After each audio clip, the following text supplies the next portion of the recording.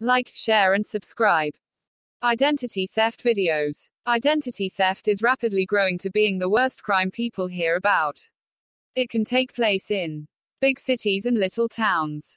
What's identity theft? It's defined by the as stealing one's identity to use and commit fraud.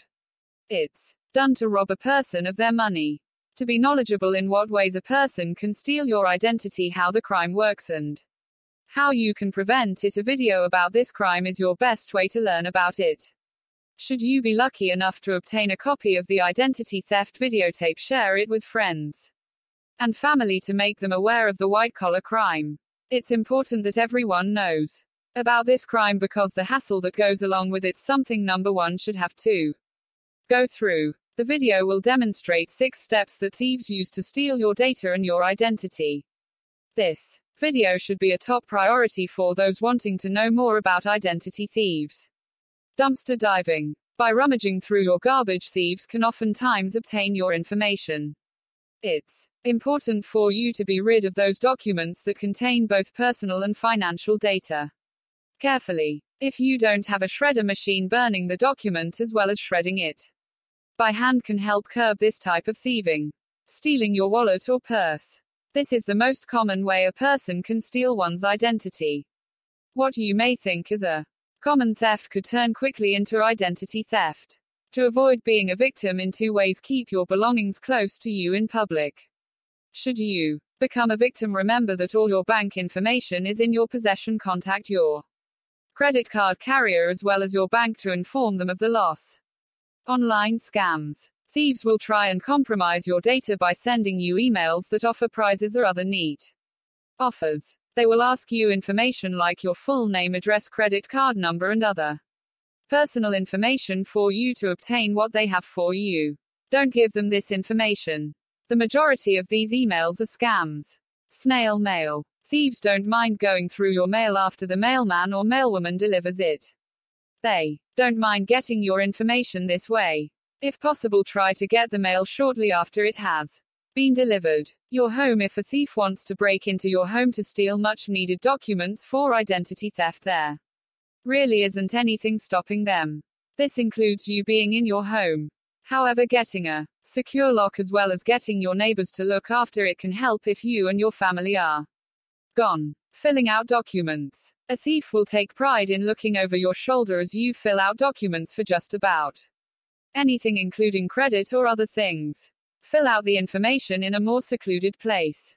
Once the thieves have your data, they can use it in 5 different ways. The video will explain how. Open a new credit card account in your name. Purchase a new vehicle in your name with an auto loan.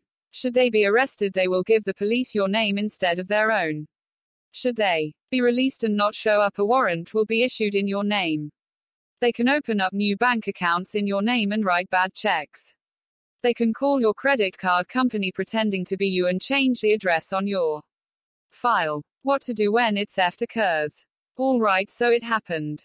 Even with all of the precautions and care you've taken to protect yourself from those spineless and despicable thieves, somehow and someway they found a way to the inside your personal and financial life, that is. Now don't be too hard on yourself. I know that you're saying to yourself right now, I did everything I could possibly do. I took the time to make myself aware and educate myself on the facts, and this still happened. Why? Well, unfortunately, sometimes there is no real answer to the question why. It just is what it's. You've to keep in mind that these perpetrators are professionals and they will stop at nothing to achieve the goal. Just like you go to work every day and perform your job with the proficiency and skills that you've acquired, so do they. The job every day is to rip off honest, hardworking, and innocent people such as you and I. It's not fair and it never will be. They have made a huge mess of your life, and you're the one who is stuck with the task of picking up the pieces and turning things right again. Sometimes you can build that fence higher, make the bridge more difficult to cross, and even fill the moat with alligators, but inevitably there will always remain a weakened, penetrable spot. Identity thieves are adept at looking for and seeking out those particular spots. The most important thing for you to keep in mind right now is that regardless of how much damage was done and how bad the situation looks at present, it could always be worse. Think about what would have happened had you not already been so familiar with how identity theft works. You may not have been able to prevent it, but you certainly knew how to recognize the fact that it was happening to you. The signs were there and you didn't just dismiss them as many others would have this early in the process. Maybe you noticed that your credit card statements had not arrived at the time of month that they generally should have. Perhaps during regular review of your bank statements, you noticed some unusual transactions that you had not made. Your liability as a victim of identity theft. The question you've probably been asking yourself throughout this entire book is, what's my liability in this situation? Well, unfortunately, that answer is fairly complex and is dependent on the type of identity theft that has occurred as well as the timeliness in which you've responded and taken action to correct the problem. In some cases, victims are able to identify and act on the problem quickly, resulting in very minimal financial loss. Other particular situations have not worked out quite so well and have resulted in substantial financial debt and a very poor credit rating, which can take years and years to repair. Let me tell you about a few specific cases of identity theft in where the victim truly ended up as the injured party in more ways than one. Actual identity theft victim cases. A gentleman in San Diego, California, we'll call him John Jones, encountered an identity thief who opened a PayPal account under John's name and filtered $7,600 from John's Bank of America account into the forged PayPal account. The incident occurred during July and August of 2002, but because John had been traveling, he did not notice the money was actually missing until January of 2003. He contacted his bank and was informed that because he had failed to notify the bank within 60 days of the occurrence, there was nothing they could do for him. By that time, all of the money, with the exception of $2,100 still remaining in the PayPal account, had been spent. PayPal returned the remaining sum to John, but he was still out $5,000. John sued both PayPal and Bank of America in small claims court, pleading that PayPal should have notified him immediately upon discovering the fraud. Bank of America counter-argued that it's the customer's responsibility to regularly check bank statements and ensure their accuracy. In the end, John walked away with a settlement from each of the firms, however, was still out approximately $500 as a result. His year-long battle to turn things right was extensive time consuming and frustrating. Identity theft protection. How to get help. If you feel that you may be a victim of identity theft, then you may be facing a situation that you just don't know what to do in. The fact is, though, that this type of threat can happen to anyone at virtually any time. You don't need to do anything wrong to say to have something go wrong for you. When you think that someone has violated your personal information, you should take action immediately to begin fixing the damage that they may have caused you. Where to start? First, determine what has been violated. If you're missing your credit card, driver's license, or any other type of financial or identification item, you should call and have them cancelled right away. This way, they are locked out the system and can't be used. You should also talk to your credit card lender to find out if anyone has put any charges on your credit card that may not have been yours. You should work with them to find out how you need to go about getting your identity theft protection on your credit cards into gear so that you're not responsible for those charges any longer. Next, check your credit report. Your credit report is a very important piece of paper, actually. Most will get theirs on the web these days. In any case, you need to ensure that the information that's being reported there about you is actually accurate. This way you'll know that the identity is still safe and has not been stolen. If you find errors on your credit report, especially those that have to do with an account that you possibly did not open, if you find these things listed on your credit report, you may be a victim of identity theft. Also, make sure to look that there are no wrong addresses listed for you either. You should ensure this because others at that address may be using your information to secure their own lines of credit. If you find errors on your credit report, there are several things that you need to do. First, you need to call the lenders that are listed. The credit agency will provide you with their numbers and find out what the account in question is and inform them that you didn't open it. Then you'll need to work with them to determine what the right information is. From here you'll need to talk to your credit agencies and have them clear up any discrepancies that are listed there. You may need to work with an attorney to help you to get through all of the paperwork. Always take care when it comes to your identity theft protection so that you know that the best opportunities are available to you. Being an identity theft victim is not easy. In a 2004 study, the Ways and Means Committee of the U.S. House of Representatives reported that in 2003 alone almost 10 million Americans had become victims of identity theft. The crime cost consumers about $5 billion out of pocket and costs American business around $50 billion. As increasing news reports indicate, identity theft is the crime of the era. It's increasing rapidly. Unfortunately, it's also a difficult crime to catch and prosecute. In 2003, victims of identity theft spent anywhere from $500 to $1,200 and from 30 to 60 hours of their personal time trying to resolve the financial problems created by identity theft. Further, the crime itself occurred over a 3 to 6 month period in each known case. We all hope we never become victims of identity theft. For one thing you usually don't learn. You're a victim until some debt collector calls you about a bill or a loan application is denied because of your poor credit history or low credit score. This news comes as a shocking surprise to most victims of identity theft, and the personal agony of financial loss and effort needed to resolve the problem take a huge toll. Identity theft victims often report they feel as violated as they would if they had been mugged or their house had been burglarized. Today, prevention and early detection are best solutions to the identity theft problem. These criminals have a variety of ways to get your personal financial information.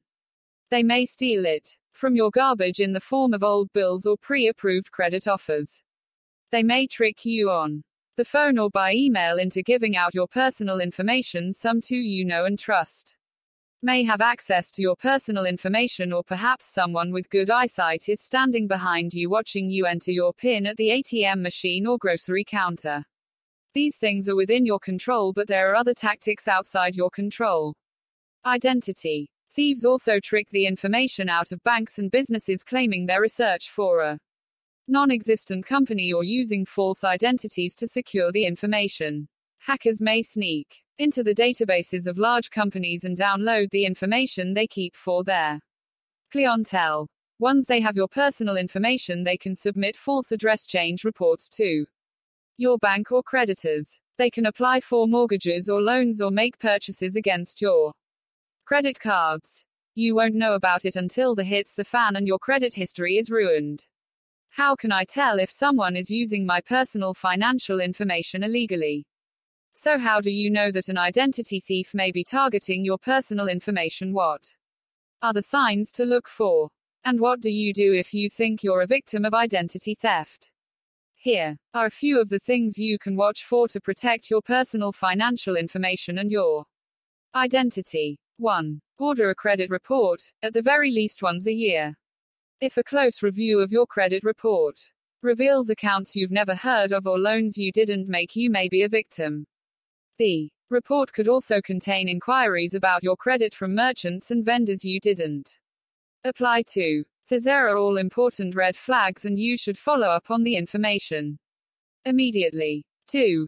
You receive a bill or statement from a company you didn't open an account with. 3. You notice unauthorized or incorrect changes on your credit card or bank statement. 4.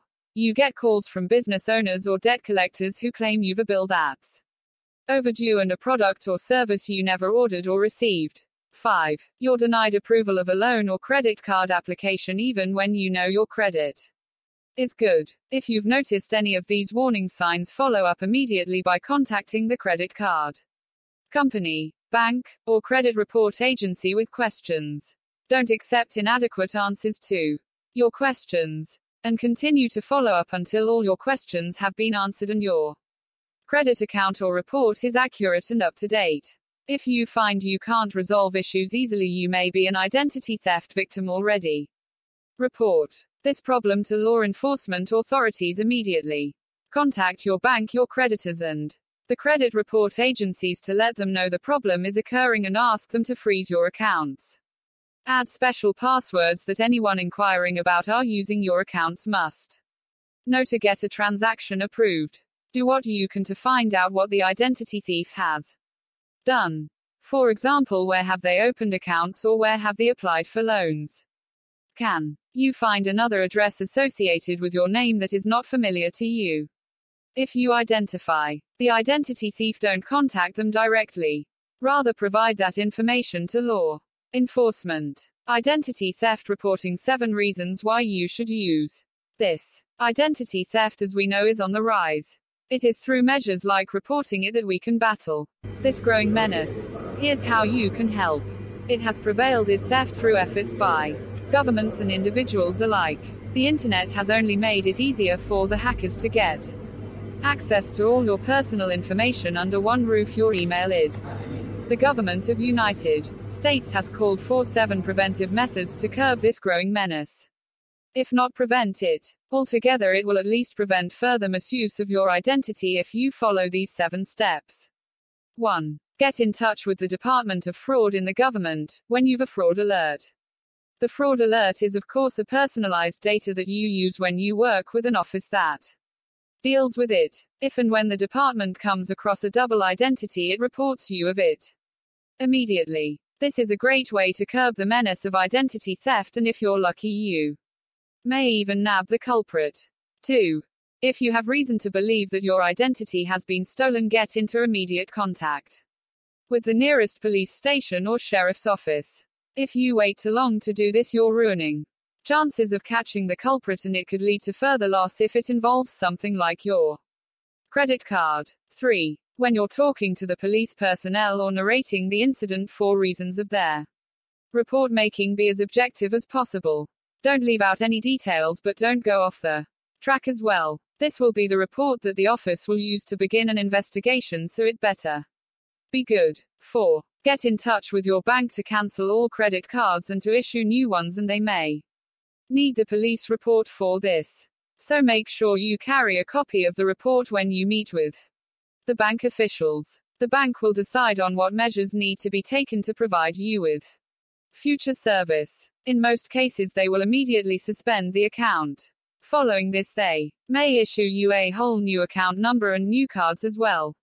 You'll probably be charged a fee for this, but that is the least of your problems. 5. If money has been withdrawn from your account before you realized there was a theft, let your bank know about it immediately. This information could give them the chance to trace the location where it was withdrawn and take everyone closer to getting the bad guy. 6. Let the check verification agency know about this theft. They could stop payments on checks. 7. In any case, it's better to notify the Social Security office and get a whole new security number. Following these 7 steps will get you out of the mess. Fraud alert: take the power out of identity thieves' hands. The one thing a person can't take from you is your self-respect, and the one thing that you be proud of is your self-identity. Your self-identity is your individual difference from everyone else. Your person reflects the being you're and who you'll be, as well as your personality. Your uniqueness from all others. All this can't be taken from you. In saying this, people can steal your identity nowadays. They can't take your personality, but they can try and be you. Should you be alarmed? You better believe it. The American dream is one everyone wants to touch and have. Yet some people don't want to work for it. They want it at someone else's expense. They will get that American dream they want so badly, even at your price. The kicker of this problem is when someone's identity is taken and used for criminal acts. Imagine you're driving in your road and you get pulled over, maybe for speeding, maybe the cop ran your tag, but you get pulled over. Your name is mixed up with someone who didn't show up for court on a weapons charge or burglary charge. Do you think it will be easy to prove that you're not the person they think you're? It may be your name, but it isn't you. This is a violation of your person. How did these people do this to you? Somehow they were able to retrieve your social security number, address, name, date of birth, and bank account data. Are these thieves getting joy and benefit from taking things from you? You can bet they are. People who steal others' identities are making a huge profit off of your good name. Another example: a person has just obtained information about your banking institute, including your account number and even your routing number. He or she can then take all that money and transfer the funds to another bank or begin purchasing items. All without having to worry about walking into the bank. That's scary, huh? Get a fraud alert placed on your credit report. So how do you protect your good name, credit and finances? One way to protect it's to get a fraud alert placed on your credit report. This is a way to get the credit bureaus aware of any possible issues. Fraud alerts can stop thieves from getting credit. Should someone try, the credit bureau will call you right away about it. If for some reason you can't be reached, the credit will not be issued in your name, and this warns the credit company trying to obtain it that you've not authorized any type of transaction. To go on, how to set up a fraud alert. Believe it or not, this is one of the most easiest things to get to protect your credit. Just work together with the credit bureau fraud alert department to get it all set up. Get your file top flagged, and by recording your voice in the response system, it will be a way to identify if you made the attempt to get credit. Should you wish to remove the alert at any given time, you can do so by writing the credit bureaus and informing them. Know this, that some creditors will not authorize credit if a fraud alert was placed even with good intentions. Fraud alerts are one of your best weapons against identity theft and thieves, but take other precautions like protecting your social security number. For 1. How to report identity theft. Identity theft. What is this that everyone once said was a victimless crime? It's the act of stealing a person's identity, including their name, address, phone number, credit cards, and even their mother's maiden name. There are no particular one person that cannot be a victim of identity theft. Everyone meets the requirements. College students, children, and even businesses can all be a victim of fraud. Once you've been victimized, there are things you need to do for proper interventions. You should know who stole your personal information from the computer and opened new accounts without your permission. The sooner this is done, the better to avoid any other repercussions. Established in 2005, an identity theft law was changed to stipulate that anyone can get their credit report once a year free of charge. Whenever a person is denied credit, they have up to 60 days to get a credit report. This can help them determine why they were denied. It is usually here that people often find out they have been a victim of fraud. With a monthly review possible, it's more probable that someone will catch unauthorized charges and credit on their report. With early intervention, it is possible to get your credit protected with fraud alerts placed on all 3 of your reports. All creditors will need to contact you before any credit is issued in your name.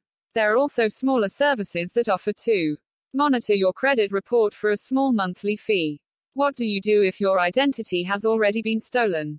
The first thing to do is report it to your local police department, although you'll be jumping through hoops and cutting through the red tape to even get a statement taken. This leaves many people with a bad taste in their mouth and a discontent feeling. Secondly, get a fraud alert placed on your file, especially if you haven't done so yet. Police have not caught up to technological times when it comes to identity theft. They have no active role and cannot give proper advice in what to do. There is so much paperwork that will need to be completed. It will be these that you will send to companies and agencies responsible for giving out the credit in the first place. So if the police are no good in helping and there isn't much you can do beforehand, then what can you do and where can you go to report the crime? Not only that, but do you know who stole your identity? Do you have that kind of information to fill out the forms? If so, where would you send those kind of forms? You'll have to go through lots of red tape just to clear your name. It's a mess that you didn't create but have to contend with. It can cause many headaches.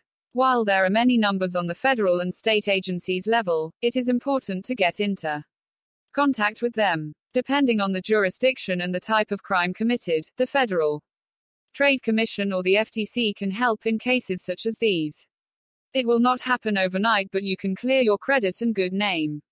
As soon as you know it happened, you need to start contacting people and businesses.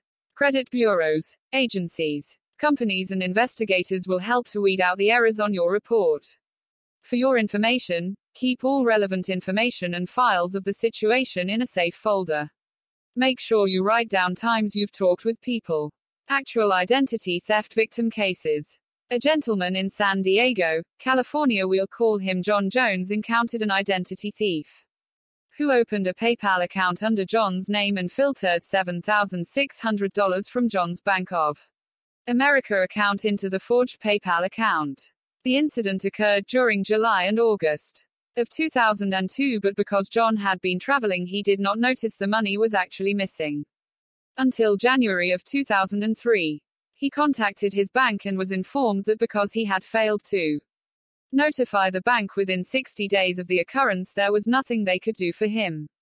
By that time, all of the money, with the exception of $2,100 still remaining in the PayPal account, had been spent. PayPal returned the remaining sum to John, but he was still out $5,000. John sued both PayPal and Bank of America in small claims court, pleading that PayPal should have notified him immediately upon discovering the fraud. Bank of America counter-argued that it's the customer's responsibility to regularly check bank statements and ensure their accuracy. In the end, John walked away with a settlement from each of the firms, however was still out approximately $500 as a result. His year-long battle to turn things right was extensive, time-consuming and frustrating. An elderly woman in Seattle, Washington, we'll call her Jane Doe, was the victim of a telemarketing scam in December of last year. Jane provided her checking account information to the caller and later found that her account had been cleaned of $800, leaving her overdrawn by $300. When her December Social Security check was deposited, the Bank of America withdrew $300 of it to cover the overdraft. Jane was left with barely enough money for food and rent and was forced to skip Christmas that year. By February, the Bank of America had returned some of the money to her and was continuing to work with her to the moral behind every identity theft stories. It's shocking to hear so many horror stories being told from the victims of identity theft. Should things continue the way they are, you can be sure to see and hear more terrifying crimes of people being victimized. Recent studies show that 7 million people plus have fallen victim to the crime.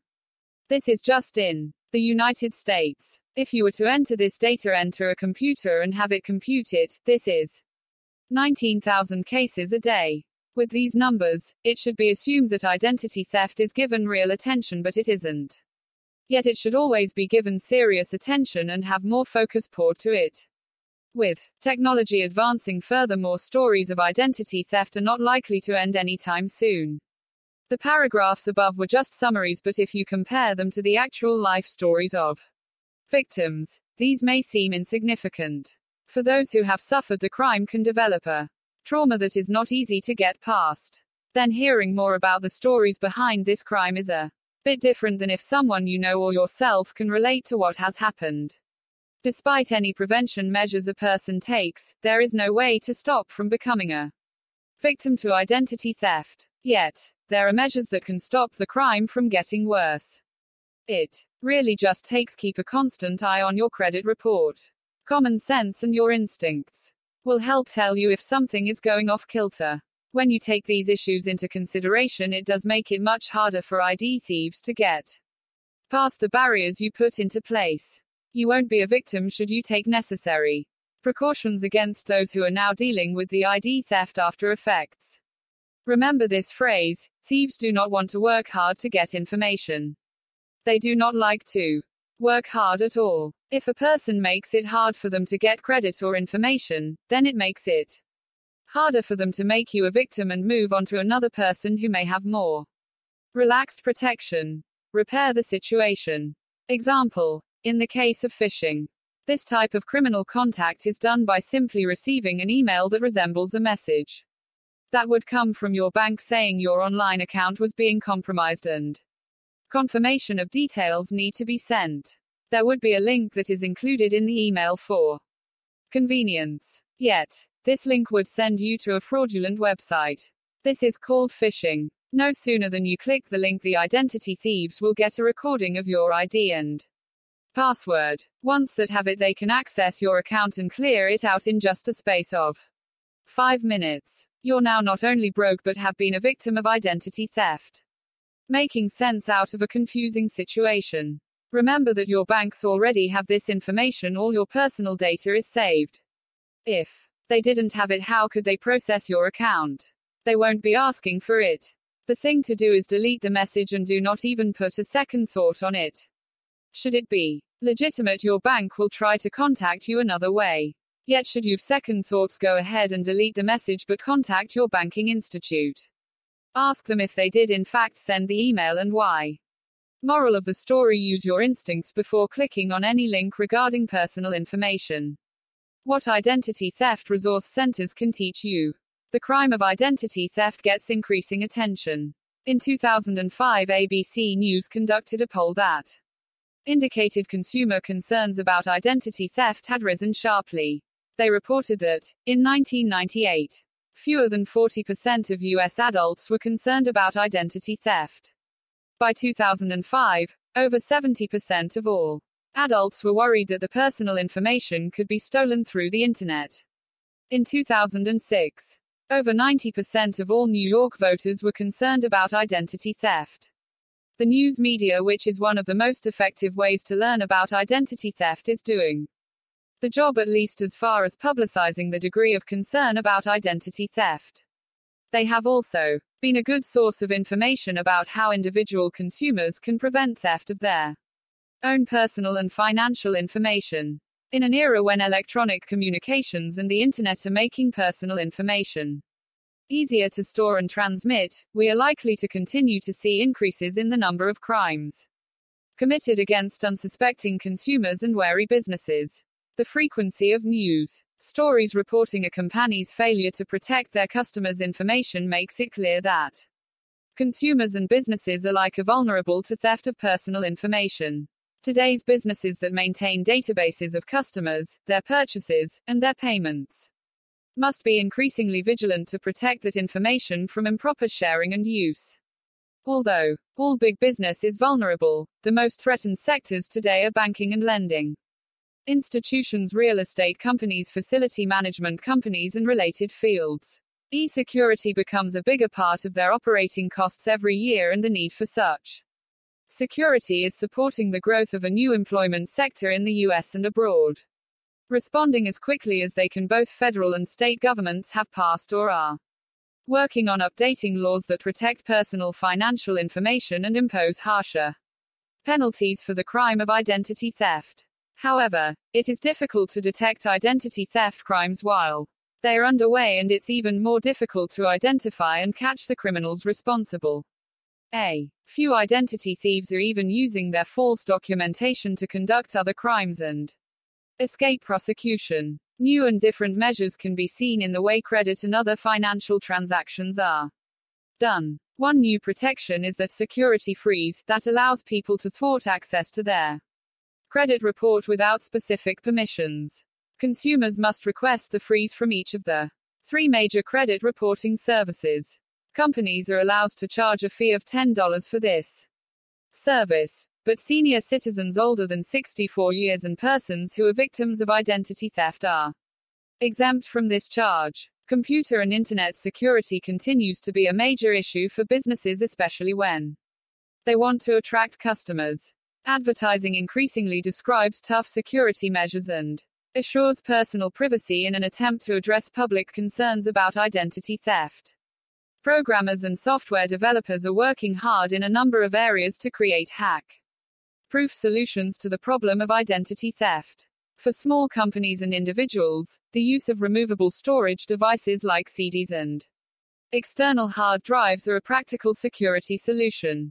But for large companies with thousands to millions of accounts, sophisticate large-scale solutions like firewalls, fingerprinting, and random PIN generators may be more cost-effective. Computer encryption, though a mystery to many of us, is relied on more and more by business to protect sensitive data and personal information. In today's news-rich environment, it should be clear that the crime of identity theft is still on the rise. Certainly, more people are aware of and concerned about it than ever before. And so far, law enforcement has not been able to catch up with technology. Identity thieves are ahead of the curve today. But this could change rapidly with the development of new automated solutions and enhanced security practices. Very recently, Fox News reported that peer-to-peer network file sharing is a critical internet security vulnerability, despite the rising popularity of these networks. According to the Fox News article, Mary Engel of the Federal Trade Commission said, "The danger here is clear, as it is commonly acknowledged that criminals now troll file-sharing networks for the sole purpose of finding sensitive data that can be used to commit identity theft." But fortunately, Ms. Engel reported, a new security software called Identity Finder helps users find personal financial information within files, emails, and web browsers and then enables individuals to delete or protect the data using encryption. To learn more about identity theft and how to prevent it, visit the Identity Theft Assistance Center (ITAC) on the internet at www.identitytheftassistance.org/. ITAC is a non-profit group of financial service companies dedicated to help identity theft victims by reducing delays and frustration associated with restoring the personal financial integrity and identity. ITAC offers service for victims without charge, helping them inspect their credit reports for signs of identity theft and alerting consumers and businesses to possible fraudulent actions. In addition, ITAC is sharing this information with state and federal law enforcement in an attempt to help catch and prosecute the responsible criminals. Identity Theft and Assumption Deterrence Act. Basic provisions you need to know.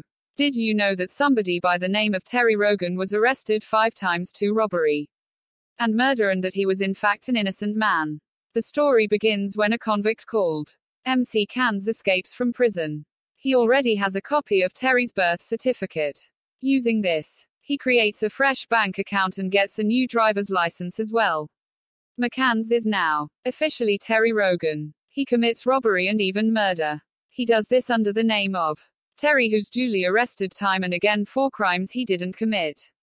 Luckily, the fingerprints couldn't match the crime scenes and Terry was left unaffected, at least not majorly. Terry faced these problems for over 3 years until the police finally worked out what was going on. It can clearly be seen by this example that identity theft is nothing very new as is often believed. There's a lot that can be accomplished by the copy of your birth certificate in the wrong hands. And that is exactly what did happen to Terry Rogan. This is a crime which can happen against any innocent individual, and the sneakiness of the whole thing is what is most scary to people. You're a sitting duck and attracting such thieves if you've a personal web page that displays all of your information on the net, such as birth date, anniversary dates, email, it all under one roof. The Theft and Assumption Deterrence Act.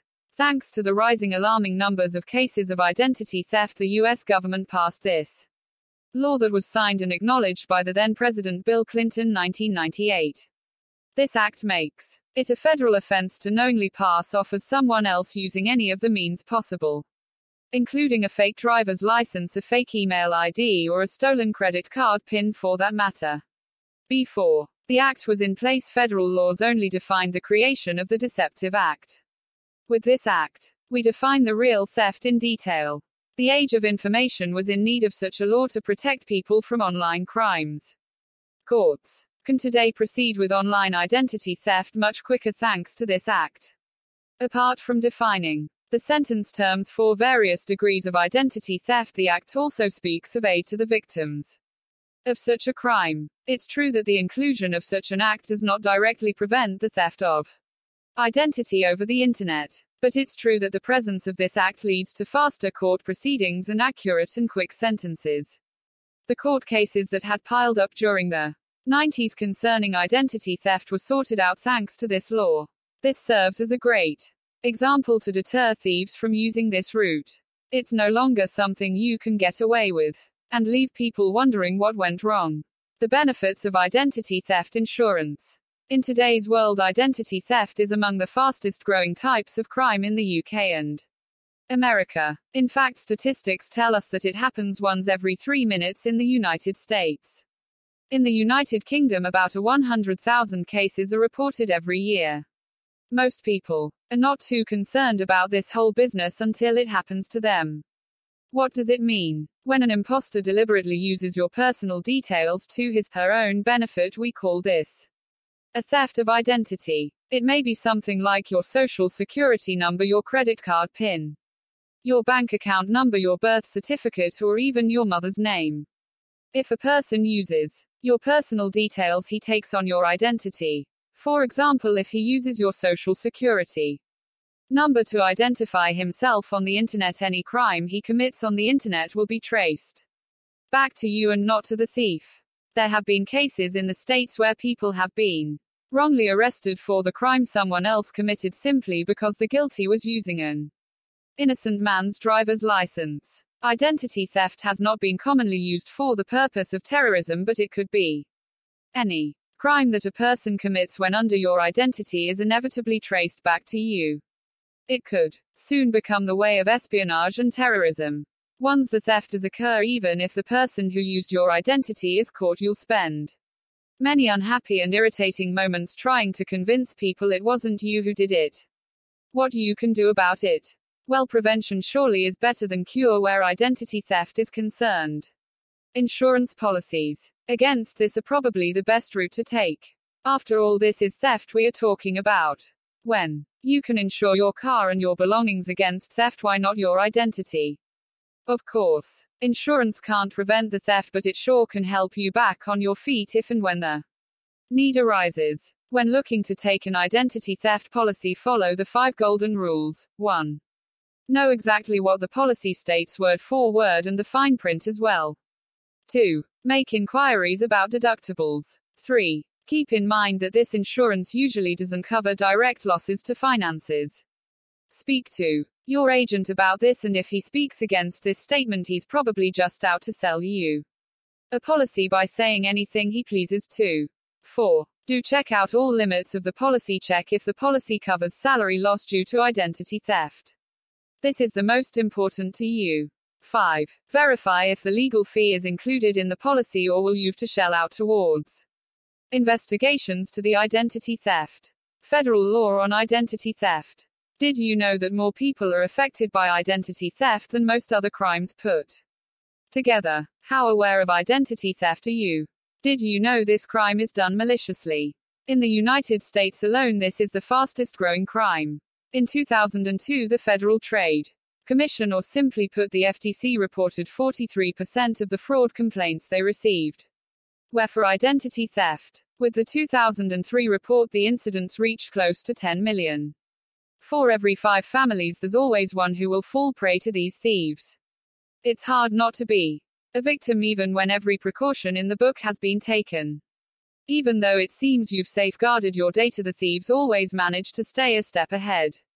Understand that everything you do leaves a trail. Whether you use your PIN number, writer, check, sign up for a credit card, or even order something online, thieves, if they want, will get your information. No matter how hard you try, there lurks the possibility that existing information can still find their way to the identity thieves. Be aware of this fact and cautious with whom you give your vital data out to. Knowing this tactic can put you above those who just give out their information.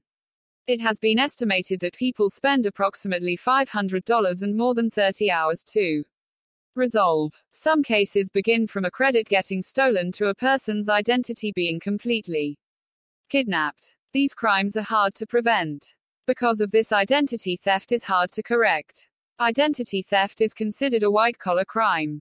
It is because the thieves get in touch with the person directly to steal the information by deception and lies. They will also try and get any money from them that they can. This crime doesn't need face-to-face contact for the thief to steal your identity or your cash. The ID theft is not committed just for the sake of having it, but rather using it for other criminal means, including to commit fraud. Until 1998, the federal law had not caught up with this type of crime. In fact, it wasn't until that year that cases of a bigger magnitude started to show up. It was then that people began to see they needed a heavier sentence imposed on those who committed the fraud in the first place. Thanks to these numerous cases, the laws were changed so some of these could be used as prosecuting the thieves. Some were changed or enhanced to repair their credit reports or recoup their losses and reputations. The primary identity theft statute is 18 U.S.C. Section 1028, 7, enacted on October 30, 1998.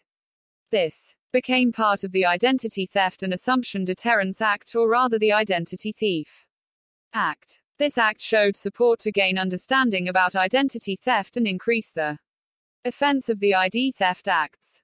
Before, only 18 U.S.C. Section 1028 addressed the fraud creation such as documentation or other personal data. Identity Theft Act also added Section 1028, 7, which made it a crime to commit fraud with the stolen data. It basically states that any unlawful use without authority is a crime. The act made it possible for a review and amendment in the sentencing guidelines and any penalties that would be imposed for such crime under Section 1028. The federal government established 18 U.S.C. Section 1028, 7, to punish identity thieves. This law was designed to help victims get help in prosecuting thieves. Identity theft laws and the people. Have you ever felt pity for those who have suffered from the effects of identity theft? Should you be in their same situation suffering from identity theft, your life may be like theirs and you would understand and feel pity. It's this reason here that laws were passed to detour this continuous threat of security to everyone in the country, including business and individuals. Consumers' awareness to this threat has finally peaked within the last 5 to 10 years. Largely due to the media attention it has gotten, people are more aware of when they give out their personal data, and especially when it's given out without their consent, such is the case on the internet. With the widespread attention and public outcry, federal and state legislation have been brought up regarding identity theft issues. ID theft and assumption law. On the federal level, the Identity Theft and Assumption Deterrence Act, 18 U.S.C. 1028, was passed in 1998. When the law passed, it made any type of identity theft a felony. The law states that if a person knowingly uses the identification of another person with the sole purpose to commit some type of unlawful crime under both the state and federal laws, those who in turn violated this law were put under close supervision by several federal agencies, including U.S. Secret Service, the Social Security Administration, the Federal Bureau of Investigations (FBI), the U.S. Postal Service. Criminals were then prosecuted by the U.S. Department of Justice. The law does allow for victims to be reimbursed. This reimbursement was established within the Federal Trade Commission as an identity theft clearinghouse. Following on the federal law's heels, 40 states have criminalized identity theft, most of them being a felony. Senate Bill 2328, called the Identity Theft Prevention Act of 2000, signed by Sen. Feinstein, Keel, and Grassley. They wanted more attention to direct on prevention matters before theft occurs. They wanted also to find out where the prevention should be taken and where the preventions should belong. President George W. Bush signed the Identity Theft Penalty Enhancement Act, or ITPEA, as an addition to many of these laws. What are the provisions of this identity theft law? When a theft is found to have occurred, it's made a felony with a mandatory 2-year sentence in prison. Should any of the theft be related to terrorist activity, there will be an additional 5 years tacked on. It also orders the U.S. Sentencing Commission to strengthen its penalties should the theft be found in the role regarding employment. Many people are happy that identity theft is now being prosecuted, but still say the credit bureaus and the industry itself has to make necessary changes before all is said and done. Laws were also needing to address the frustration that victims felt and a way for them to let others know they have criminal record that's not theirs. Some bills that were passed include a provision which made it possible for people to get contents regarding their own information that has been put together by information broker, employment background checks, and an individual reference service. For those who had criminal records that's not of their own doing, there must be a way for gigabytes those people to clear it up, an expedited process. These would involve the law enforcement where the arrest was first made and the court issues the warrant. Currently there's no such remedy for victims of identity theft with criminal records. On identity theft court cases, become more aware of identity theft. Not that long ago, people didn't worry much when they lost a credit card or threw away a bill. They knew they could contact their creditors and straighten it out pretty quickly. But today you may be a victim of identity theft and not even know it. This malicious crime is also hard to prosecute because it's difficult to identify and track down the perpetrator. In 2004, the U.S. House of Representatives Ways and Means Committee issued a report with some surprising statistics about identity theft. They estimated that about 27 million Americans were victims of identity theft from 1999 to 2004. Half of them didn't know how the thief had gotten their personal information, although a quarter of them knew that the identity theft resulted from a lost or stolen credit card, checkbook, social security number, or personal mail. A few of the victims even reported that the identity thief had used the personal information to carry out a crime under a false identity. In 2003, the Federal Trade Commission said that reports of identity theft were up 33% from the year before, that they were aware of over 200,000 cases of identity theft in 2003. States with the most reported cases of identity theft were Arizona, Nevada, California, Texas, and Florida. And for almost 3/4 of the fraud cases reported, the use of victims' personal information was used for credit card, phone, or utility or bank fraud. They also found that on average the misuse of victims' personal information lasted from 3 to 6 months and resulted in a total loss of about $5 billion to victims, plus over 300 million hours of personal time resolving the problems once discovered. The 2003 FTC survey reported over $50 billion in losses to business as a result of identity theft. They also reported that in that year each victim spent from $500 to $1,200 and from 30 to 60 personal hours to have their credit problems resolved. Unfortunately, there is little hope that this trend will decrease in the near future. Identity theft seems to be getting easier, not harder, and the criminals are learning how to hide their crimes from victims longer and to hide their person from law enforcement altogether. Unfortunately, there is no single database in the US covering identity theft cases, and the committee suspects that the number of crimes are vastly underreported.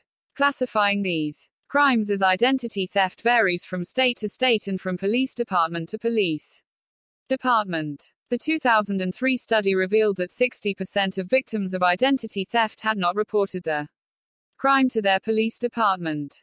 Only 1 in 5 had even reported the problem to their credit bureau. Identity theft crimes are investigated at the federal level by federal agencies like the Secret Service and the FBI. The Department of Justice usually prosecutes the cases through a local U.S. Attorney's Office. In 2000, U.S. attorneys reported that they had filed over 2,000 cases of identity theft across the country. Compare this to the 9 million victims per year. That year, the Secret Service made over 3,000 arrests, and average actual losses to victims in cases that were closed equaled over $46,000 each. The FBI reported 1,425 convictions for identity theft, over 1,000 of those for bank fraud. The Postal Inspection Service made a little over 1,700 arrests. In 2000, even the IRS reported actual and suspected cases of identity theft in questionable tax returns in 2000, estimating that they had received around 150,000 fraudulent returns and fraudulent claims for more than $750 million in refunds. Today, the federal government recognizes that identity theft is the fastest growing financial crime in America. One reason for the apparently low proportion of prosecutions and convictions for identity theft has been the government's inability to define the specific crimes. In 1998, Congress passed the first law addressing identity theft, the Identity Theft and Assumption Deterrence Act, making identity theft a named federal crime and making it a little easier to prosecute. The act made the Federal Trade Commission responsible for receipt of complaints and public education about identity theft. The Identity Theft Penalty Enhancement Act of 2004 established penalties for aggravated identity theft, including those instances where identity theft was used to commit more serious crimes. The Fair and Accurate Credit Transactions Act of 2003 amended the Fair Credit Reporting Act to address identity theft and related consumer issues, making it possible for victims to work with creditors and credit bureaus to remove negative information due to identity theft in their credit report. The Internet False Identification Act of 2000 amended the older False Identification Crime Control Act of 1982 to encompass computer-aided false identity crimes. Violators face fines and/or imprisonment for producing or transferring false identification documents. Experts encourage people to be proactive in taking steps to prevent and discover identity theft. Clearly, keeping it from happening in the first place is far less stressful than trying to resolve issues after identity theft crimes are committed. Here are a few of the things you can do to protect your personal financial information from identity theft criminals. Secure your personal information at all times. Don't leave lists of account numbers unlocked. And don't share your user IDs or passwords with anyone. Maintain as much control over your personal financial information as you can. Don't throw mail away if it contains any personal information, including your full name and address. Shred these documents before putting them in the garbage. Educate yourself about the techniques and tactics used in identity theft and protect yourself accordingly. Don't share personal account information with anyone, including coworkers, friends, and roommates. Unless they are also responsible for paying your bills, they have no reason to have this information. And don't give them your passwords without a very good reason. If you do share your passwords, change them as soon as possible. Shred unwanted and pre-approved credit applications and have your name removed from those mailing lists. Be careful when you make purchases online to use only secure servers and to carefully guard your information. Don't keep a written list of passwords, and use passwords that are difficult to figure out rather than something simple like your phone number. Terms and conditions. Legal notice. The publisher has strived to be as accurate and complete as possible in the creation of this report, notwithstanding the fact that he does not warrant or represent at any time that the contents within are accurate due to the rapidly changing nature of the Internet. While all attempts have been made to verify information provided in this publication, the publisher assumes no responsibility for errors, omissions, or contrary interpretation of the subject matter herein. Any perceived slights of specific persons, peoples, or organizations are unintentional. In practical advice books, like anything else in life, there are no guarantees of income made. Readers are cautioned to rely on their own judgment about their individual circumstances to act accordingly. This book is not intended for use as a source of legal, business, accounting, or financial advice. All readers are advised to seek services of competent professionals in legal, business, accounting, and finance fields. You are encouraged to print this book for easy reading. Thank you for watching. Don't leave before you press like button below and subscribe to this channel. As a subscriber, you will receive a new notifications every time a new video is uploaded. Good luck.